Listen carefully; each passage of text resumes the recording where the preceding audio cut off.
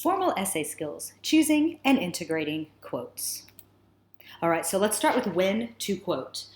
The whole purpose of quotations is that they're supporting your own ideas. They should never take the place of your ideas. They are supporting you, okay? So in a research paper, for example, they're going to be used as proof to give more validity and should contain facts or personal impressions in the case that someone knowledgeable about the subject has been interviewed. If you're writing in response to literature, then they're not going to be used to tell the story. All right, so effective quotes are well chosen, properly integrated, and punctuated correctly. So these are the three topics we're going to discuss in today's screencast. All right, number one, choosing the right quotes. All right, so this is such an important part. If you're not using the best quotes that you can find, then they're not giving help to your argument. Okay, so you need to choose material that really helps to support your argument. It gives meaning to what you're saying. It's another backup support information. Okay, now quoted material can include the following.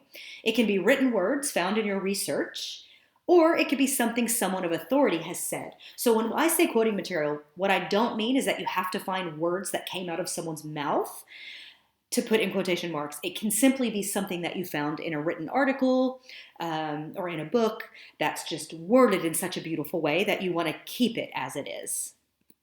Okay, so let's look at an example because I think these really help to clarify. So in my paper, I'm going to discuss the positive impacts of the first industrial revolution.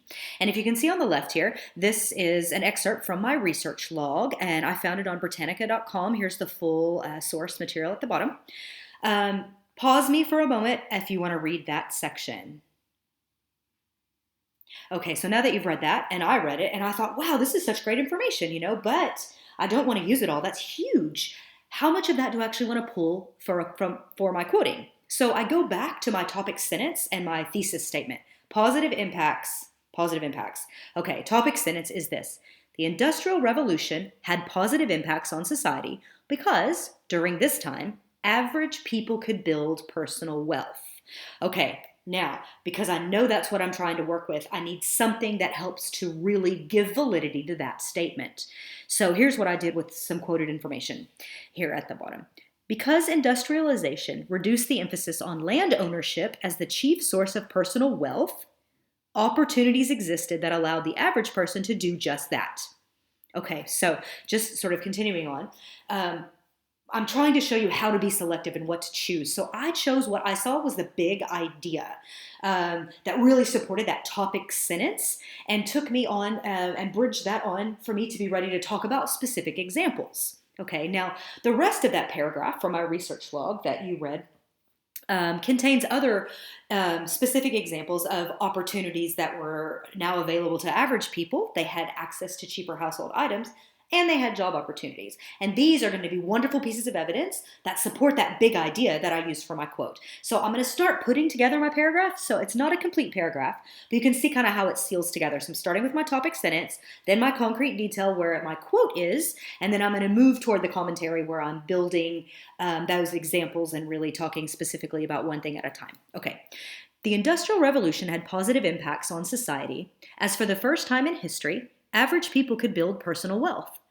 Because industrialization reduced the emphasis on land ownership as the chief source of personal wealth, opportunities existed that allowed the average person to do just that.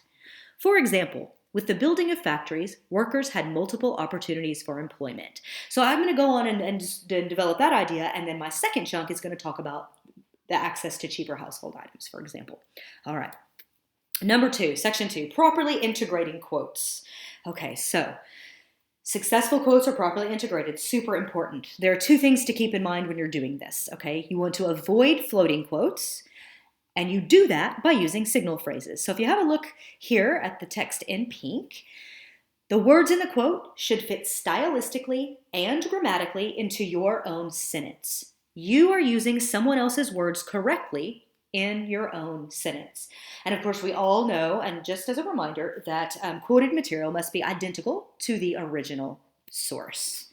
All right, so let's talk about signal phrases here. There are 3 ways to use signal phrases, 3 ways that you can give some context and introduce that quote with your own words. You can use a complete sentence followed by a colon. You can use an incomplete sentence or a phrase followed by a comma, or with a statement that ends in the word that. Let's look at some examples. Okay, so all of my examples come from The Cask of Amontillado by Edgar Allan Poe. So here we have a complete sentence followed by a colon. Montresor feels guilt for burying Fortunato alive in the catacombs, although he tries not to acknowledge this feeling, colon. My heart grew sick. It was the dampness of the catacombs that made it so.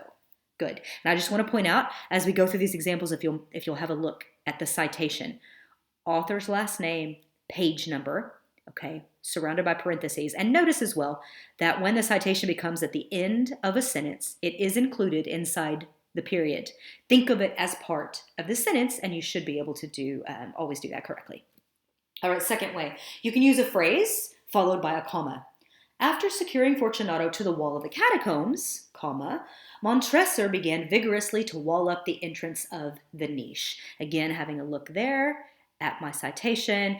Here's something interesting. We will discuss this later when we get to the grammatical part.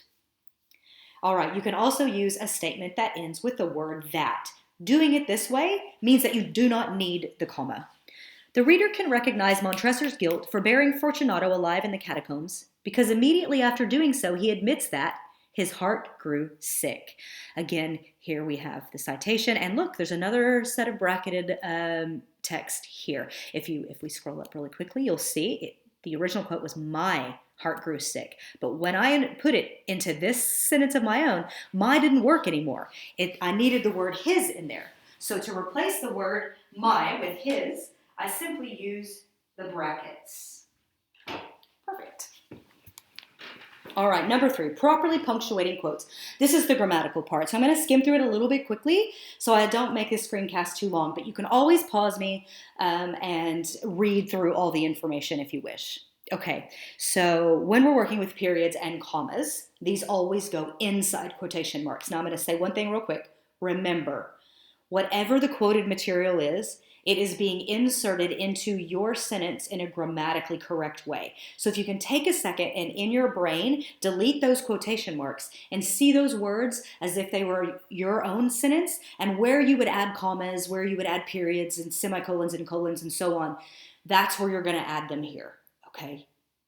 Regardless of the quotation marks. But periods and commas go inside of that. Notice the difference here is when you have a parenthetical citation, which I've talked about. You always include that parenthetical citation as part of the sentence, meaning that the period goes outside of the parenthetical citation.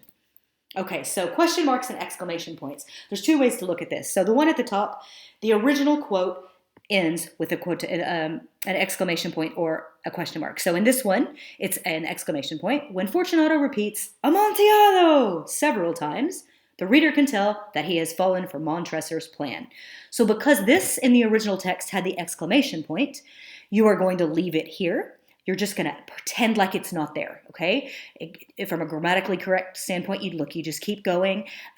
Oftentimes, when you've got quoted information in the middle of a sentence, you're going to put a comma here. But because you have that exclamation point, you do not need a comma. You don't want to have double punctuation. Now, sometimes you take someone else's quote, often quoted words that someone of authority has said, and phrase it within your own sentence. And your own sentence needs a question mark or an exclamation point. So have a look here. How can one argue with the wisdom of Einstein when he says such brilliant things as, I think, therefore I am? Now we all know that Einstein's words were not a question, so he did not use a question mark. But it's phrased within my own words, which form a question. So therefore this question mark goes outside of the quotation marks to show that it's not part of the quote, it's part of my sentence. Good? Okay, so quick note, this doesn't happen very often, but if you're going to use colons and semicolons, they always, always, always go outside of the quotation, even if the original quoted material ends with either form. And I think that is so that the quoted words are in those quotation marks and the punctuation mark is part of the sentence as a whole. I don't know. I try to rationalize it to give you a reason to remember it. All right, so sometimes we want to make a few adjustments to quotes. So let's talk about how we can do that. We can remove words from a quote. Now, what's super important to keep in mind here is that you can never remove words from a quote that changes the meaning of that quote as a whole. Okay, that's dishonest, actually. Journalists get in super trouble with this kind of thing. Okay. You also don't ever want to remove anything that's meaningful to your purpose. Why are you using the quote? For these words. Well, don't remove those words. Your reader is never going to go back and look up the whole quote to figure out what you wanted it to all say. Your reader needs to see the words that are important to still be there. But sometimes there's extra information that kind of interrupts your meaning, kind of gets in the way, and you want to get rid of that. That is when you use the ellipses. Those are the 3 dots. So here's the original sentence. If you want to have a quick look, hit pause. And here's the edited sentence with the information removed. Many people are aware of the numerous and far-reaching benefits of yoga, but most do not realize, quote, the uncanny sense of awareness that it develops of an impending health disorder or infection. Good. So, oh, look at that. There's a mistake. That should be out there. Whoopsie. So here I've replaced in the practitioner with an ellipses. Apologies for that mistake right there. That's unfortunate. Okay, the other thing is if you want to change the words in a quote. So you saw an example of this earlier where, and it's here too, it's the same example that's here, where I had to change a pronoun so that it fit the context of my sentence. So if you're going to do that, if you're going to change something, sometimes it's a verb tense as well. It happens with a verb tense. You just replace that word with brackets. Again, you can't change the meaning of the quote. You can't change a word, add a word that changes the meaning, but you can add something that helps to, or change something that helps to make it fit stylistically into your own sentence. Okay, like a pronoun and a comment. A pronoun and a proper noun. You can switch those out, and then you can change verb tenses as well. All right, so a quick review of the most important points. The process of quoting effectively is easy. Choose a quote that supports your argument, decide how you want to use it, adding your own words for context, and check that it is grammatically correct and properly cited. Great, this has been a Mrs. Bryant's Classroom production. I hope you enjoy.